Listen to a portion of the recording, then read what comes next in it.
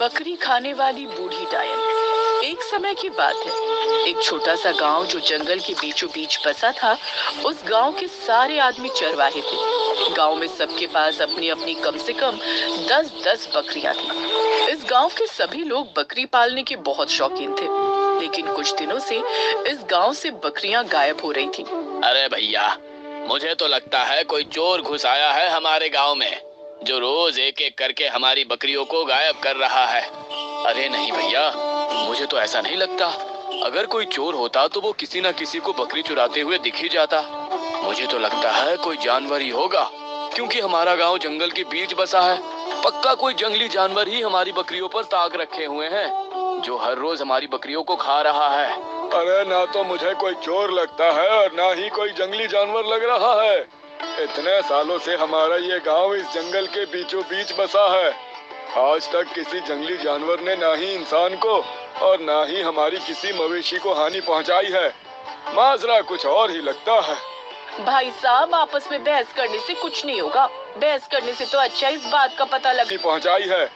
माजरा कुछ और ही लगता है। भाई साहब, आपस में बहस करने से कुछ नहीं होगा। बहस करने से तो अच्छा इस बात का पता लग हमारा रोजगार ही खत्म हो जाएगा, फिर हम क्या करेंगे? हमारा रोजगार ही खत्म हो जाएगा, फिर हम क्या करेंगे? क्योंकि बकरियों का दूध महंगा बिकता है, इस वजह से सबकी अच्छी खासी कमाई होती थी और ये गांव बकरियों के दूध के लिए मशहूर भी बहुत था। लेकिन अब सारे गांव वाले चिंता में आ गए थे कि आखिर उनकी बकरियां गायब कैसे हो रही हैं। तभी सांझ के समय गांव में कुछ बच्चे खेल रहे थे। वहाँ पर एक बूढ़ी औरत काली साड़ी में सर ढके हुए हाथ में लाठी लेकर आती है। अरे बच्चों, सुनो तो। हाँ काकी, बोलो। बहुत भूख लग रही है, खाने के लिए कुछ मिल सकता है? हाँ काकी, तुम मेरे साथ मेरे घर चलो। आज मेरे माँ बाबा तो घर पर नहीं है, लेकिन आज मेरी माँ मेरे लिए रोटी बना कर गई है। तुम मेरे हिस्से से आधी रोटी खा लेना। चुन्नू उस बूढ़ी औरत को खाना खिलाने के लिए अपने घर ले जाता है। चुन्नू के माता पिता किसी काम से बाहर गए हुए थे। चुन्नू उस बूढ़ी औरत को चारपाई पर बिठाकर उसके लिए गए हुए थे। चुन्नू उस बूढ़ी औरत को चारपाई पर बिठाकर उसके लिए रोटी लेने जाता है। ये लो काकी, खाना खा लो। अरे काकी कहाँ चली गई? अभी तो यहीं थी, कह रही थी बहुत भूख लगी है, और अभी गायब हो गई। तभी उसी समय चुन्नू के माता पिता भी घर आ जाते हैं और उसी समय घर से बकरियों की भी जोर जोर से रोने और चिल्लाने की आवाजें आने लगती हैं। चलकर देखने पर पता चलता है कि उनमें से एक बकरी का बच्चा गायब हो चुका है। सारे गांव में खलबली मच जाती है। आज हमारी बकरी का छोटा बच्चा भी गायब हो गया। तभी चुन्नू पूरी घटना के बारे में बताता है कि किस तरह से एक बूढ़ी औरत उसके साथ खाने के बहाने घर आई थी। हो ना हो, मुझे लगता है वही बूढ़ी औरत है जो हमारे गांव से बकरियां चुरा रही है। आज उसी ने मेरे घर में आकर मेरी बकरी के बच्चों को चुराया है। दरअसल वो औरत कोई और नहीं, एक बहुत ही बुरी और भयंकर डायन थी जो बकरियों का मांस खाने की शौकीन थी, खास करके बकरियों के छोटे बच्चे। उस बूढ़ी डायन की एक बेटी भी थी। समय से इन दोनों माँ बेटी ने इस गांव पर अपनी नजर बनाए रखी थी। उन्हें पता था कि इस गांव में बहुत सारी बकरियां हैं, जिनमें से रोज एक एक बकरी गायब करके बूढ़ी डायन अपना शिकार बना लेती थी और शिकार लाकर अपनी बेटी को देती थी। उसकी बेटी शिकार को पकाती थी और फिर मिलकर दोनों माँ बेटी खाती थे। इन दोनों ने इसी गांव के बाहर जंगल में अपना डेरा जमाया हुआ था। देख तो बेटी, तेरे लिए मैं क्या लाई हूँ, तेरा मनपसंद खाना। अरे वाह माँ, दिखाओ तो पूरा, मेरे लिए क्या लाई हो। बकरी का बच्चा, मेरा पसंदीदा खाना। इसका कोमल कोमल मांस खाने में तो मजा ही आ जाएगा। हाँ बेटी, अब हम हर रोज ऐसा ही खाना खाएंगे। यहाँ बहुत सारी बकरियां हैं। अच्छा हुआ हमने अपना डेरा इस गांव के बाहर ही जमा लिया, वरना उस पुराने गांव यहाँ पर हम सारी उम्र एक एक बकरी रोजाना खा सकते हैं। हाँ माँ। बेटी उस बकरी के छोटे से बच्चे के मांस को पकाकर खाती हैं। लेकिन इस घटना के बाद गांव वाले चौकन्ने हो गए थे। सूरज ढलने से पहले ही अपनी बकरियों को जल्दी से घर लेकर आते और रात को भी बकरियों के घर को पहरा देते थे। इसी तरह से अब रोज वो बूढ़ी डायन आती और पूरे गांव का चक्कर लगाकर चली जाती। लेकिन उसे बकरी का बच्चा तो क्या, कोई बूढ़ी बकरी भी खाने को नहीं मिल रही थी। वहीं गांव वाले भी उस डायन को पकड़ने की फिराक में थे। क्या माँ, आज भी तुम फिर से खाने के लिए कुछ भी नहीं लेकर आई हो? क्या करूं बेटी, मुझे तो लगता है उस दिन से ये गांव वाले चौकन्ने हो गए हैं। जैसे इनकी बकरियां पहले खुले आम चरती थीं, अब ऐसा कुछ नहीं है। ये अपनी बकरियों को शाम होने से पहले ही घर ले जाते हैं और रात को भी पहरा देते हैं। अब बकरी चुराना इतना आसान नहीं रह गया। मुझे तो लगता है अब हमें घास फूस और पत्ते खाकर ही गुजारा करना पड़ेगा, या फिर शिकार के लिए कोई नई जगह तलाश करनी पड़ेगी। क्या माँ, तुम भी कैसी बात करती हो? हम डायन हैं, हम मांस के अलावा घास फूस पत्तियां कैसे खा सकती हैं? कल फिर से कोशिश करके देखो, क्या पता कोई स्वादिष्ट भोजन मिल जाए। अगले दिन बूढ़ी डायन फिर से बकरी के शिकार की कोशिश में निकल पड़ती है। पूरा गांव और जंगल घूमकर उसे एक जगह एक छोटा सा बच्चा बकरियों को चराता हुआ दिखता है। देखकर डायन बहुत खुश हो जाती है।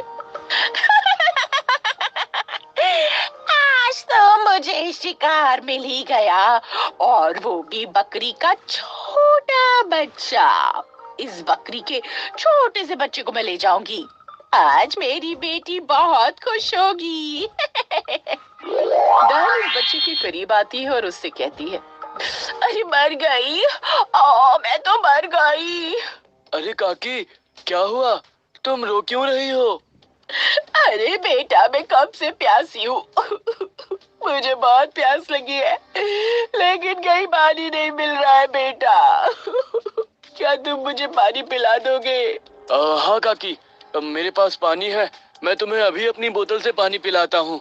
अरे ये तो मुझे अपनी बोतल में से पानी पिला रहा है। कहाँ तो मैं सोच रही थी कि इसको पानी लाने के बहाने दूर भेजकर इसकी बकरी के बच्चे को चुरा लूंगी, लेकिन ये तो मुझे यहीं पानी पिला रहा है। चंदू डायन को अपनी बोतल में से पानी पिलाने लगता है कि तभी वो डायन जानबूझकर पानी की बोतल को अपने हाथ से नीचे गिरा देती है। अरे काकी, ये तुमने क्या किया? मेरे पास तो इतना ही पानी था, वो भी गिरा दिया। माफ करना बेटा, बुढ़ापे के कारण कोई चीज ढंग से पकड़ी भी नहीं जाती। गलती से पानी गिर गया। लेकिन बेटा, मुझे बहुत प्यास लगी है। तू जाकर मुझे पानी लाकर दे। ठीक है काकी, मैं अभी घर से जाकर तुम्हारे लिए पानी लेकर आता हूँ। तब तक तुम मेरी बकरियों का ख्याल रखना। चंदू जैसे ही पानी लेने जाता है, डायन पीछे से मौका पाते ही उसकी एक बकरी के बच्चे को अपने बोरे में डालकर वहां से ले जाती है। लेकिन बच्चा बहुत ही चालाक था। वो डायन की चालाकी को भाप गया था। वो पानी लेने नहीं गया था, बल्कि एक पेड़ के पीछे से छुपकर देख रहा था। और फिर इस बात की खबर आकर सारे गांव वालों को देता है। सभी गांव वाले इकट्ठे हो जाते हैं। डायन बच्चे को बोरे में डालकर घर ले जाने लगती है। तभी सारे गांव वाले आग की मशाले लेकर उसे घेर लेते हैं। नहीं नहीं, तुम लोग मुझे छोड़ दो। ये आग मुझसे दूर करो। तुम लोग ये मशाले लेकर क्यों आए हो? पकड़ी गई, आज डायन पकड़ी गई। यही थी वो जो हमारी बकरियों को और उनके बच्चों को चुरा कर ले जाती थी और खा जाती थी। आज तो तेरी खैर नहीं।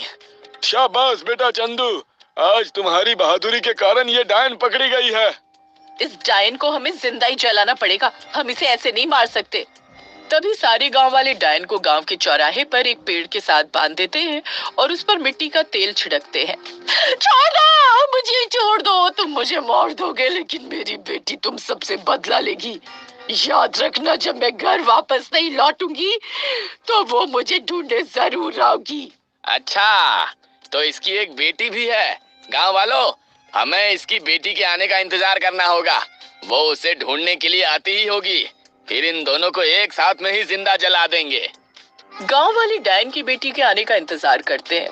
वहीं जब डायन की बेटी बहुत समय तक उसका इंतजार करती रहती है, तब वो अपनी माँ को ढूंढने निकलती है।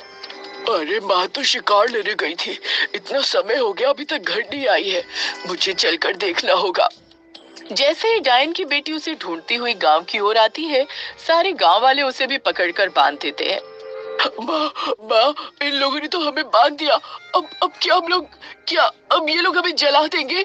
पता नहीं बिटिया, पता नहीं बेटी अभी क्या करेंगे। सुनो गांव वालों, तुम लोग चाहे कुछ भी कर लो, लेकिन एक बात याद रखना, डायने कभी मरती नहीं है। आज तुम हमें जला दोगे, लेकिन हम लौट कर जरूर आएंगी। गांव वाले मिलकर दोनों डायन माँ बेटी को जला देते हैं। चलो, इन दोनों का खात्मा हुआ। कम से कम अब तो हमारी बकरियां गायब नहीं होंगी। इस तरह से अब गांव वाले बिना किसी डर के अपनी बकरियों को खुले में ही चराते थे।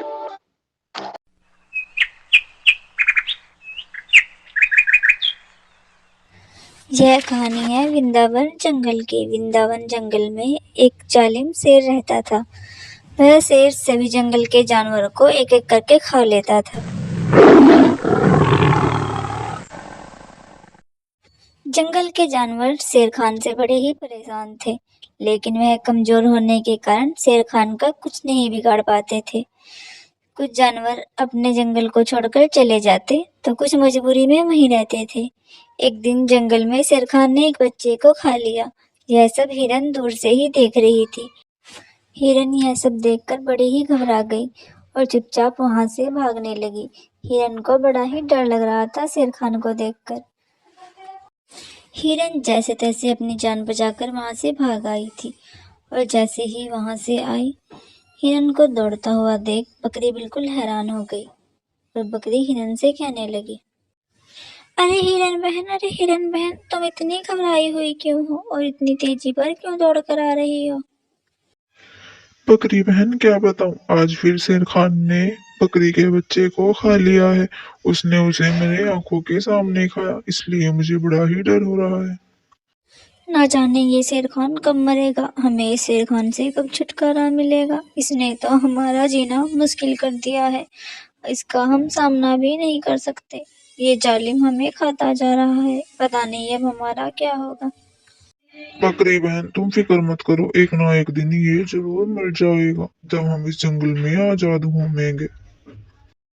ऐसे ही धीरे धीरे कुछ साल बीतते जा रहे थे। कुछ साल बीतने के बाद शेर खान अपने जंगल में थका हारा बैठा हुआ था। ना जाने क्यों जंगल का शेर अब कमजोर होता जा रहा था। अपनी कमजोरी को देखकर शेर खान बड़ा ही परेशान था। अब मैं बूढ़ा होता जा रहा हूँ, ना जाने अब शिकार कैसे करूंगा। अब मेरे लिए शिकार करना भी मुश्किल है। अब तो मुझे कुछ ना कुछ हल जरूर निकालना ही पड़ेगा। शेर खान को उदास बैठा देख उसका मित्र लोमड़ी उसके पास दौड़ती हुई आती है। लोमड़ी शेर खान की पहले से ही मित्र थी, क्योंकि लोमड़ी को शेर खान अपना बचा हुआ चारा दे देता था। लोमड़ी उसके पास आकर बोलती है, अरे शेर खान, लगता है तुम बूढ़े हो गए हो। अब तुमसे कोई शिकार नहीं होता, इसीलिए जंगल के छोटे छोटे जानवर भी मुझसे जबान लड़ाने लगे हैं। दुष्ट लोमड़ी, बकवास मत करो, मैं अभी भी जवान हूँ, मेरे सामने जबान मत लड़ाओ।